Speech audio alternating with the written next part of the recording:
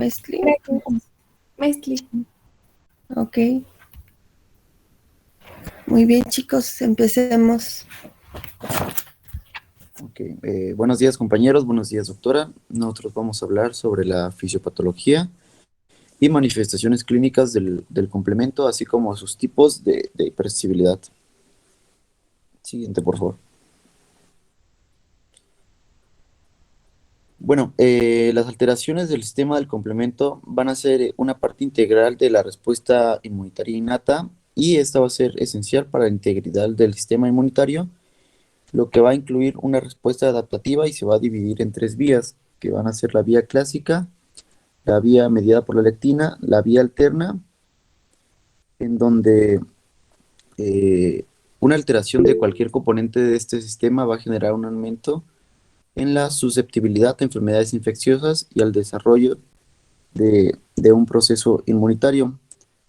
Bueno, la mayoría de estas alteraciones no necesariamente van a ser de insuficiencia de las proteínas, en donde rara vez se van a identificar eh, una, un defecto en la vía clásica o la vía mediada por la lectina, en donde la vía de la lectina no va a constituir una causa importante de alteraciones primarias de este sistema del complemento y las alteraciones de estas van a poder afectar una o más proteínas, pueden afectar ya sea receptores o moléculas de control o, bueno, o en conjunto a todas ellas.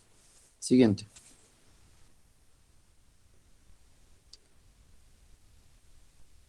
Ahora, los defectos de la vía clásica van a derivar de un aumento en la incidencia de la autoinmunidad y la infección por patógenos virulentos, en donde los defectos de la vía de la lectina se van a relacionar con un incremento en el riesgo de infección por patógenos inusuales como puede ser Cristosporidium y Aspergillus. Ahora, nosotros sabemos que las tres vías van a converger en la activación de C3, en donde los defectos que van a afectar a este componente o a las proteínas posteriores a esta cascada van a comprometer la activación del sistema del complemento por estas tres vías y se van a asociar a un incremento intenso en la tasa de infección por patógenos virulentos como Neisseria gonorrea, Neisseria meningitis o por el síndrome de urémico hemolítico y la degeneración macular de inicio en el adulto. Siguiente. Bueno, esto es lo que le estaba yo comentando, que todas estas vías van a converger en donde es C3, en donde si van a afectar a, a esta proteína o posterior a esta misma, se va a comprometer cualquiera de estas tres vías del complemento, ¿no? Siguiente.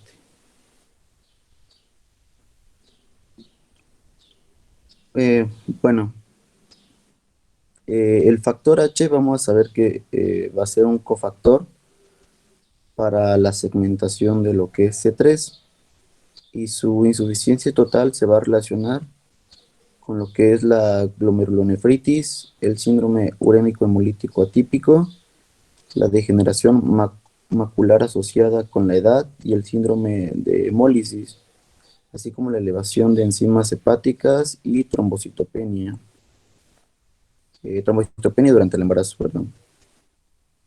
Ahora, el factor I va a ser un cofactor para decisión tanto de C4 como de C3, en donde su insuficiencia completa se va a relacionar con una concentración circulante de bajas de C3, así como las infecciones oportunistas.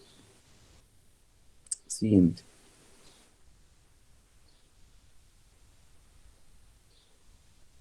Bueno,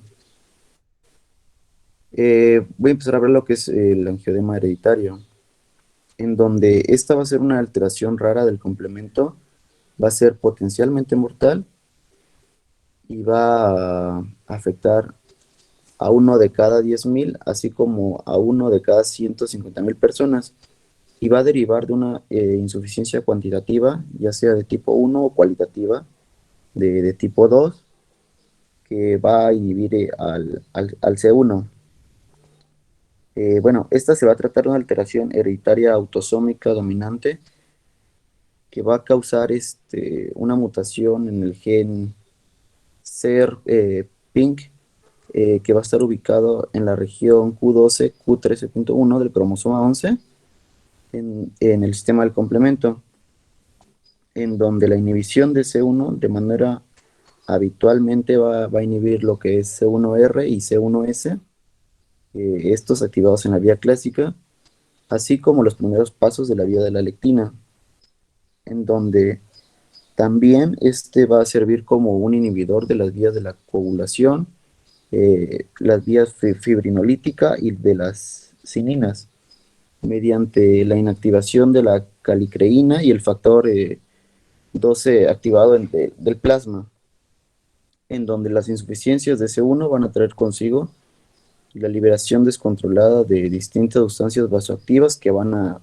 promover la permeabilidad vascular. Siguiente. Ahora, el resultado neto va a ser el desarrollo de episodios espontáneos de lo que va a ser edema tisular profundo, que va a estar localizado en los tejidos subcutáneos de las extremidades, como lo va a ser la cara, el torso o en tejidos de submucosas de vías respiratorias superiores y el tubo digestivo. Eh, bueno, otra manifestación clínica que podemos encontrar va a ser el edema laringio, que esta va a ser una manifestación potencialmente mortal que puede conducir a la obstrucción completa de las vías respiratorias y a la muerte si no se interviene esta misma. Eh, si continuamos, podemos ver el edema de las estructuras de la mucosa gastrointestinal, que esta se va a relacionar con náuseas. Náuseas va a desarrollar eritema marginado, una erupción eritematosa macular y no pruriginosa. Ahora, el angioedema hereditario suele manifestarse durante los primeros años de la niñez, perdón, y tener gravedad progresiva hasta adolescencia, en donde los síntomas pueden alcanzar un máximo de 1.5 días y después estas se resuelven como en un periodo similar. Siguiente. Ahora, bueno, el tratamiento va a incluir, como ya lo había mencionado antes, una intervención de urgencia en casos de obstrucción grave de la vía respiratoria, como una intubación o traqueostomía. También se pueden administrar concentrados de C1, que esta va a ser la proteína que se va a inhibir en el angioedema hereditario. O podemos perdón, administrar antagonistas de los receptores B2, de bradicinina o un inhibidor de calicreína. Y bueno, por lo general el tratamiento preventivo va a consistir en evitar factores precipitantes y administrar andrógenos atenuados y antifibrinolytíticos o concentrados de C1, como había mencionado. Siguiente.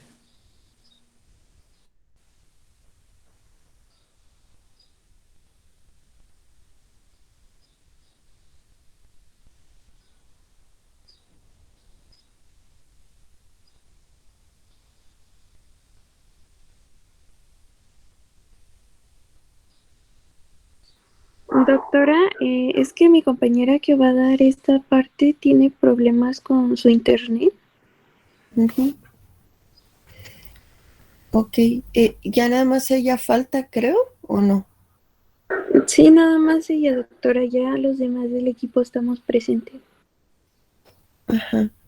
Este, pues no sé si alguien gusta dar la parte que ella tiene a través de sus diapositivas, ¿no?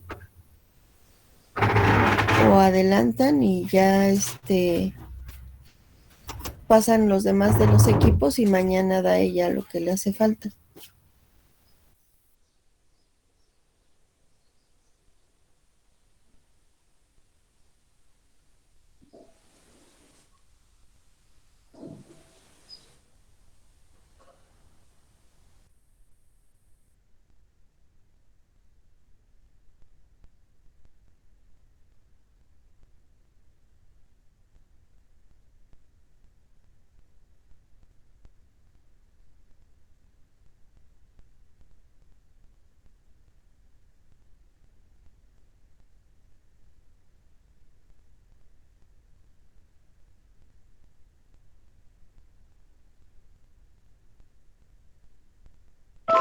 Bueno, doctora, voy a exponer sobre la hipersensibilidad tipo 1, solo que pues mi compañera ya les iba a dar una introducción breve antes, pero pues me voy a pasar a lo que son las reacciones anafilácticas. Bien, estas reacciones anafilácticas pueden ser también llamadas sistémicas. Para empezar, pues la anafilaxia es una reacción de hipersensibilidad sistémica que es catastróficamente mortal. Y bueno, esta es mediada principalmente por inmunoglobulinas E y va a ser una liberación generalizada de histamina a la circulación sistémica. Esta, este tipo de reacción anafiláctica va a inducir la vasodilatación masiva, va a provocar hipotensión, también va a provocar hipoxia arterial y edema en las vías respiratorias.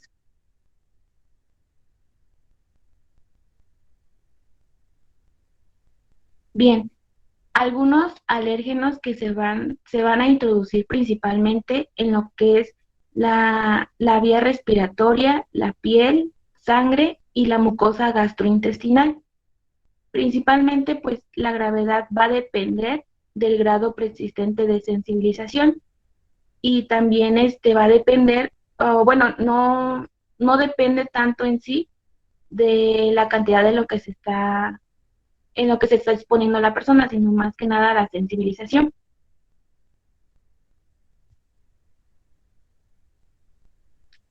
Bueno, las manifestaciones clínicas se van a, se van a dividir de acuerdo a su gravedad. Tenemos el grado 1, en el cual pues se va a encontrar en el tejido mucoso, también en el cutáneo, va a provocar eritema y urticaria y va a cursar con o sin angioedema. Y bueno, el angioedema pues sabemos que es una inflamación debajo de la piel, en el cual es similar más o menos a la urticaria. Y pues el eritema pues va a ser un enrojecimiento de la piel.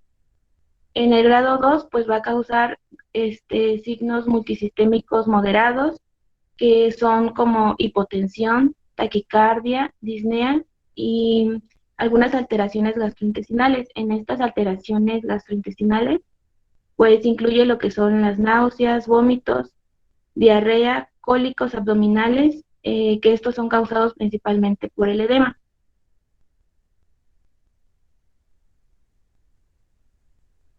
En el grado 3 va, sí ya es un poquito más grave porque ya amenaza la vida. Va a provocar broncoespasmo, arritmias cardíacas y colapso cardiovascular. En el grado 4 pues ya es más grave porque causa paro cardíaco y el tratamiento va a ser dar reanimación.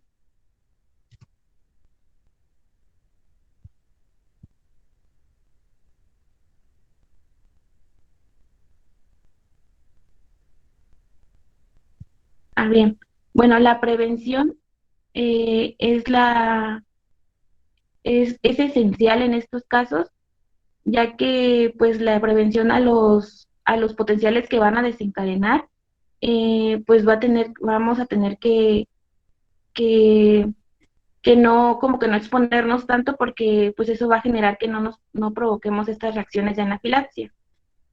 Y bueno, los pacientes menciona el libro que es necesario que lleven consigo mismos una identificación de alerta y también pues los pacientes que lleguen a tener antecedentes de anafilaxia pues deben de recibir jeringas precargadas con epinefrina por si llegan a cursar con este tipo de evento.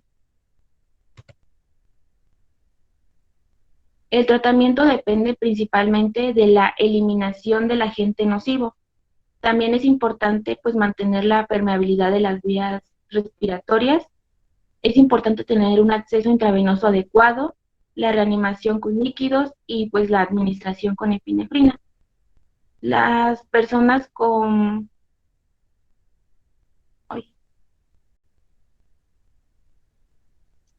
bueno, las personas con potencial a desarrollar anafilaxia pues deben de tener esta preparación de poder autoadministrarse epinefrina, ya que por si en alguna otra ocasión puedan desencadenar este evento y pues no estén cerca de un hospital o de una persona que pues pueda, pues en este caso pues de un médico que pueda tratarlos, ¿no?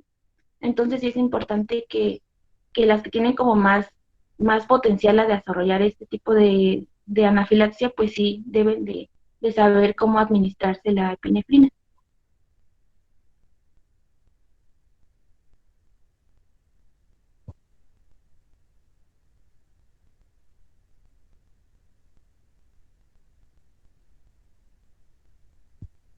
Bien, en las reacciones atópicas locales, o también, bueno, llamadas locales, estas suelen aparecer cuando un alérgeno nocivo que tienen como, está confirmado, bueno, en un sitio específico a la exposición y pues pueden presentar este tipo de reacción. Con atópico nos referimos a la predisposición genética de hipersensibilidad de tipo 1 mediada por inmunoglobulinas E. Y esto pues va a presentar el paciente una exposición a los antígenos ambientales. Y bueno, estas manifestaciones van a ser inmediatas y, y pues después ya van a tener la exposición, bueno, inmediatas a que se exponen a estos antígenos ambientales.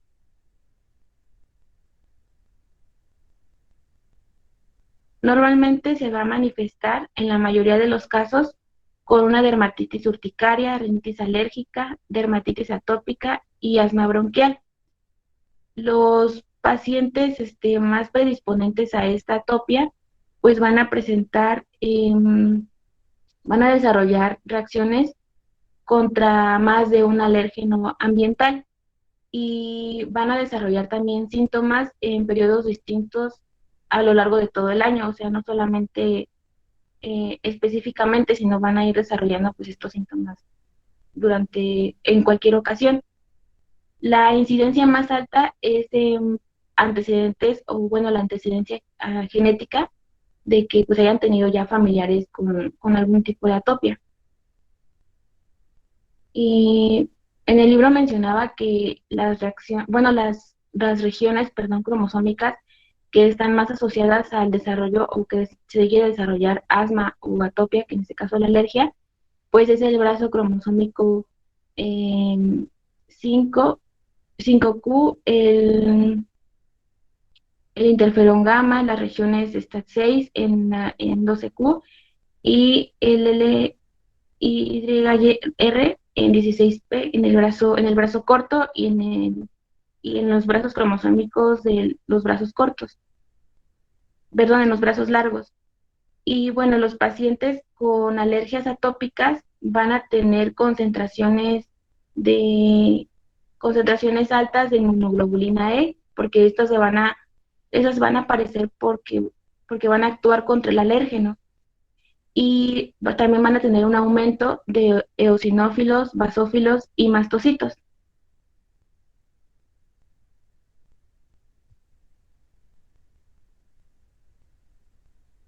Bueno, la rinitis alérgica, que es la más frecuente, esta va a ser una hipersensibilidad de la vía respiratoria superior. Normalmente va a afectar entre el 20 y el 40% de la población occidental y los síntomas más comunes que ocasiona pues van a ser la rinorrea o la secreción nasal, la obstrucción nasal, el estornudo, el prurito nasal y la epífora, que pues es el lagrimeo continuo, ya sea excesivo y también constante.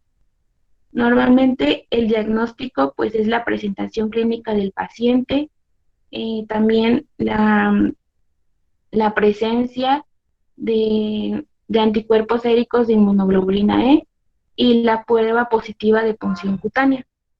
Esa presencia de anticuerpos séricos de inmunoglobulina E van a ser específicos y van a ser pues contra el alérgeno que se va a encontrar o a lo que están predisponentes de contraer este tipo de alergia.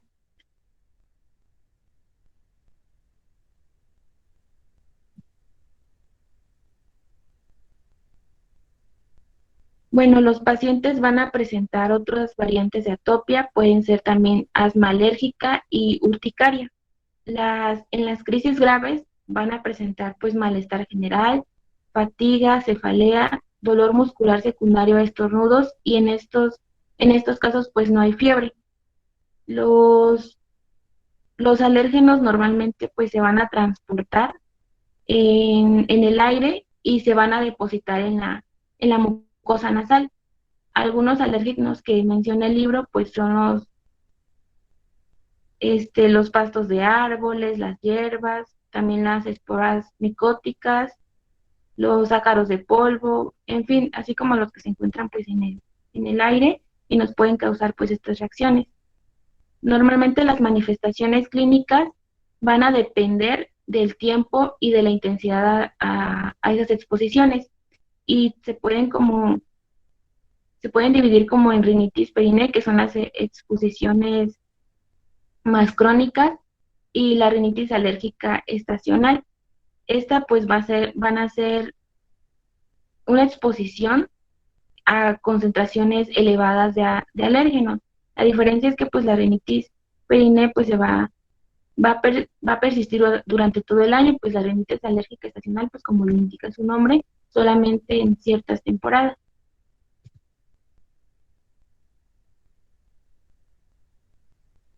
Bueno, cuando tenemos síntomas durante la noche, quiere decir también que pues el alérgeno se encuentra en nuestra casa, o sea, si persiste en la noche y pues hay que buscar como cuál sería el factor en estos casos, ¿no?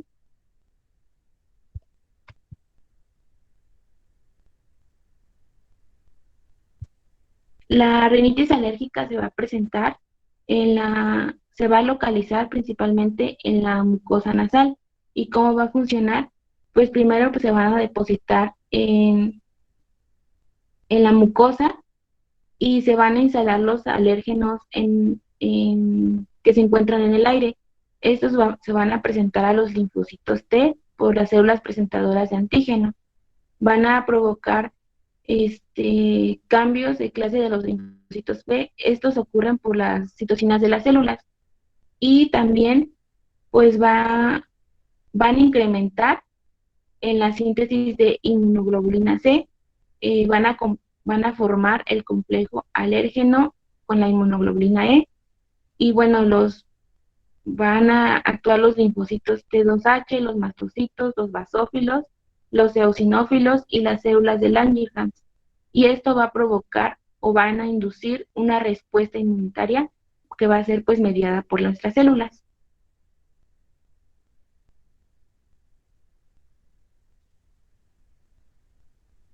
El tratamiento pues consiste principalmente evitar la exposición y pues tener el control sintomático de lo que nos cause este tipo de alergia, perdón. Y bueno, em, el tratamiento más común pues son los antihistamínicos, los descongestionantes nasales tópicos. Pues más que nada en el tratamiento también se debe eliminar del ambiente el alérgeno. Con esto, ¿cómo nos vamos a eliminar? Pues tener más que nada la más mínima exposición para que no nos llegue a afectar tanto. Los antihistamínicos principalmente van a controlar los síntomas y los descongestionantes nasales tópicos pueden, en estos tipos este tipo de medicamentos puede haber tolerancia y congestión nasal de rebote. Entonces, pues sí, debe tener un uso menor a una semana para que no nos cause esta tolerancia y pues no nos regrese, ¿no? Bueno, los síntomas, en caso de los síntomas intensos, pues se deben de tener medicamentos prescritos, que normalmente los recetan con corticosteroides, que en el libro mencionaba que es la metasona, los antihistamínicos nasales tópicos, que en este caso sería el clorhidrato de acelastina, y también los estabilizadores de los mastocitos, como el cromolín sódico intranasal. Y bueno, en dado caso, cuando los síntomas no se llegan a controlar, pues esto ya va a requerir inmunoterapia. La desensibilización es bueno, es más frecuente la administración de antígenos ofensores. Estos van a estimular la síntesis de inmunoglobulinas G, se van a combinar con el antígeno y van a impedir la activación de la inmunoglobulina E. En el caso, pues, de la inmunoterapia, son las vacunas contra la alergia.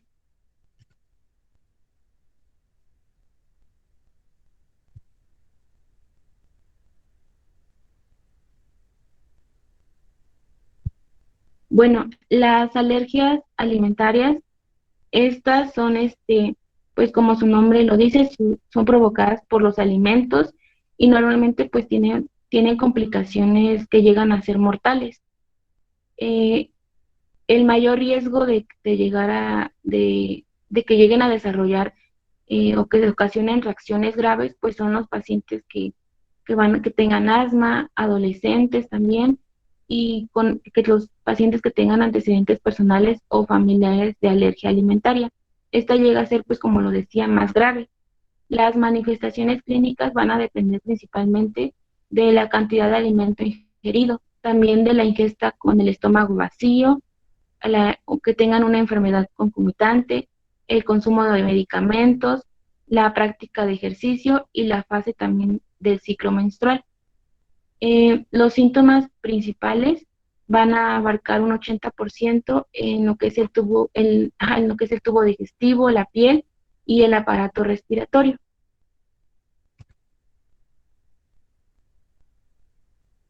Bien, algunos alérgenos causan estas reacciones agudas y también crónicas.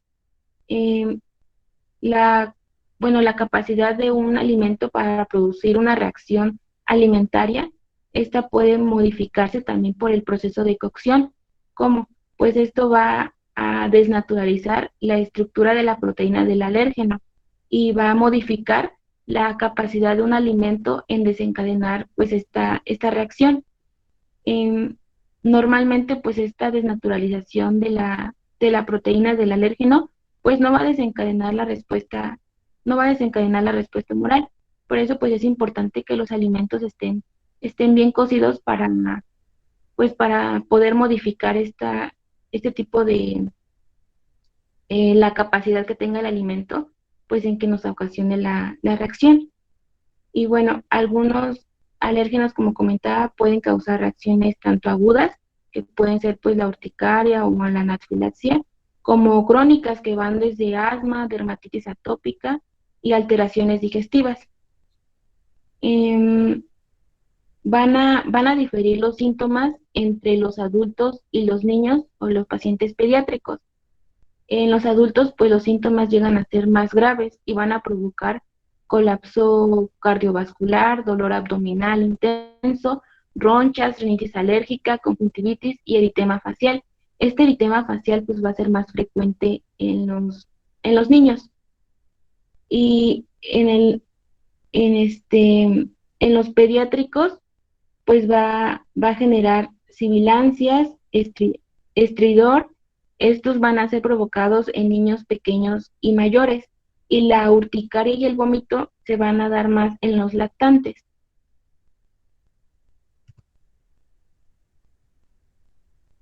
Bien, las reacciones se manifiestan normalmente una hora después de la exposición. Estas van a ser reacciones tardías secundarias y van a provocar la absorción del alérgeno.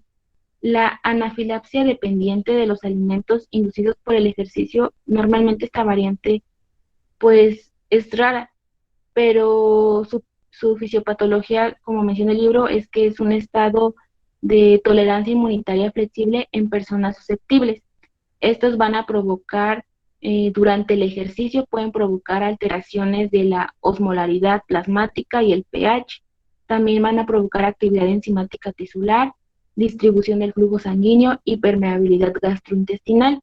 Normalmente, pues la anafilaxia en sí, pues se puede presentar a cualquier edad y, perdón, esta alergia alimentaria se puede presentar a cualquier edad y suele presentarse más que nada en la niñez, pero pues como comentaba, puede presentarse en cualquier edad.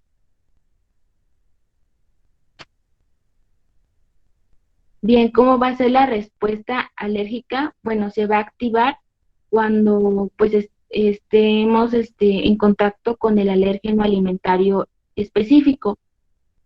Este va a entrar en contacto con la inmunoglobulina E, que se encuentra en la mucosa intestinal, va a estimular la liberación local y sistémica de histamina y de otras citocinas. Normalmente los alérgenos potenciales abarcan desde los hidratos de carbono, los lípidos, las proteínas o los aditivos alimentarios, también los conservadores, los colorantes o inclusive los saborizantes. Esta es frecuente pues la reactividad cruzada. El diagnóstico puede ser multifacético y va a depender principalmente de la anamnesis o del interrogatorio. Y aquí pues pues se puede diagnosticar mediante los antecedentes, si el paciente tiene antecedentes alimentarios, las pruebas de inducción con dieta, las concentraciones séricas de inmunoglobulina E contra los alérgenos específicos y la prueba de inducción con dieta consiste principalmente en eliminar el alérgeno que se encuentra en la dieta que consideramos que nos está causando esta alergia.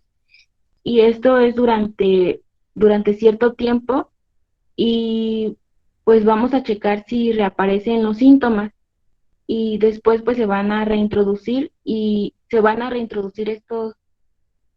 este alérgeno que se había eliminado, o sea que habíamos quitado de la dieta, se va a reintroducir y después se puede volver a checar si reaparecen los síntomas. Si se llega a reaparecer, pues quiere decir que sí es lo que sospechábamos que nos estaba causando esta alergia. Y bueno, el tratamiento consiste principalmente en evitar el alérgeno nocivo. Y bueno, esto pues mencionaba el libro que es difícil en pacientes con sensibilidad extrema a una proteína específica, ya que no es tan fácil pues eliminarlo de los alimentos, ¿no? Y bueno, los pacientes con alergias graves o con antecedentes de anafilaxia, eh, se les pues principalmente deben ser capacitados y llevar consigo mismos el EpiPen, que es un autoinyector de epinefrina, y la atención, pues cuando se llegue a dar este tipo de reacción alimentaria, pues es principalmente una atención de urgencia inmediata, o sea, inmediatamente después de que se expone, para disminuir pues la mortalidad.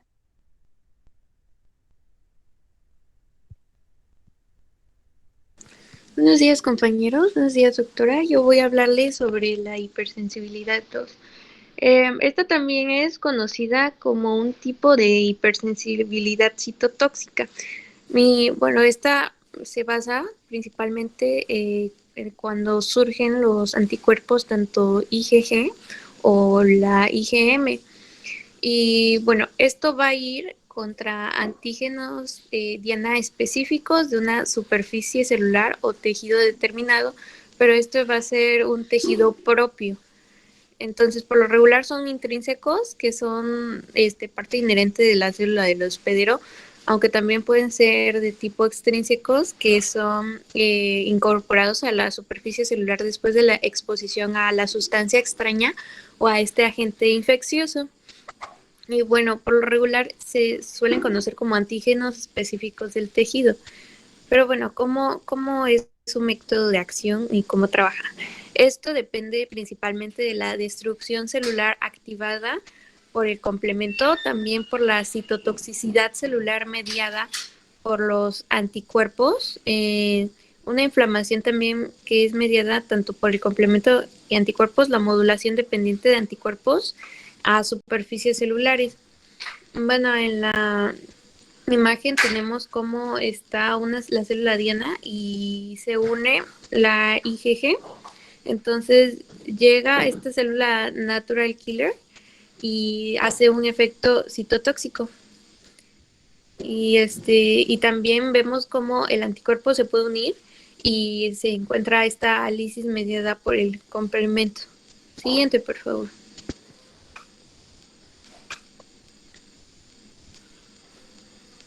Bueno, en lo que se basa a la destrucción que es activada por el complemento, esta va a ser la activación del sistema, pero por la vía principalmente la clásica, la activación de tanto C5 y C9. Y esta va a permitir el paso de iones, las moléculas pequeñas y agua al interior de la célula.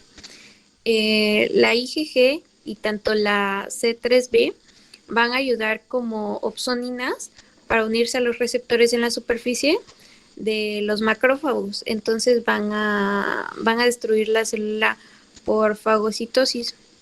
En el libro manejaba un ejemplo, la eritroblastosis fetal o la conocida incompatibilidad por RH, donde tenemos a una mamá que ella tiene a un feto, ¿no? Un bebé en desarrollo. Y entonces este feto es RH, pero la mamá va a tener anticuerpos contra RH. Entonces sabemos que está la circulación materno-fetal. Entonces estos anticuerpos RH van a atacar a lo que es el bebé. Y bueno, leí aparte que también era importante como un medio de tratamiento el uso de eritropoyetina como un neuroprotector. Doctora, ¿seguimos o mañana continúo? Lo digo por la hora. Sí, Nadia, creo que tienen clase a las 8 algunos, entonces, porque luego el doctor sí entra temprano. Entonces, nos vemos mañana, por favor, chicos, continuamos con la clase. Gracias. Hasta mañana, doctora. Gracias, doctora. Hasta mañana. Hasta luego, doctor.